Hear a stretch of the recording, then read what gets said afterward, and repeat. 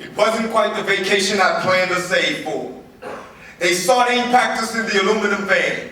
18 passengers for the 17-hour ride, chained 2 by 2.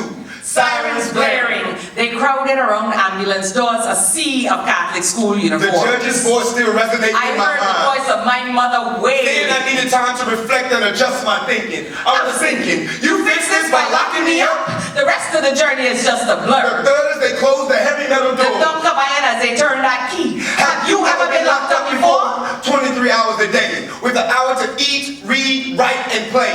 It's a memory that will never fade. Now the screams only sounded like me. I use my hour to pray. Pounding on doors as they Praying for sedated the me. mind of the institutionalized inmates thinking this life is worth getting used to. They pump you full of happy pills that make your limbs just heavy enough To keep the staff happy. Can't work up the mental stamina to outlast the sentencing. Locking me up and calling me crazy was not exactly life-affirming. What's the difference between the penal system and the mental ward?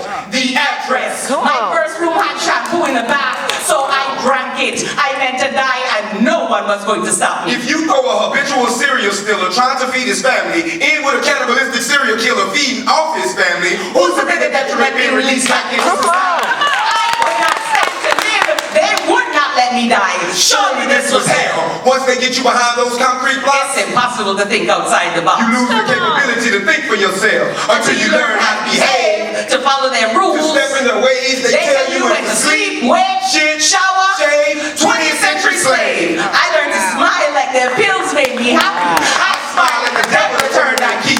So tell me when in the world again they abolished it, 77 square feet of freedom to call home. I fought like the crazy they called me. In my next room, even the metal doors were nicely packed. It's the tenacity of the correctional specialists that liquefy any chances of a solid mental stability. After all these years, They had finally taken control of how and when I breathe. That was 30 years That ago. was 30 times I've ago. been back inside many times. Every time I walked out, they kept another part of me inside. Daily inmates serving life without parole are constantly being told that they are different from those sentenced to death. How so?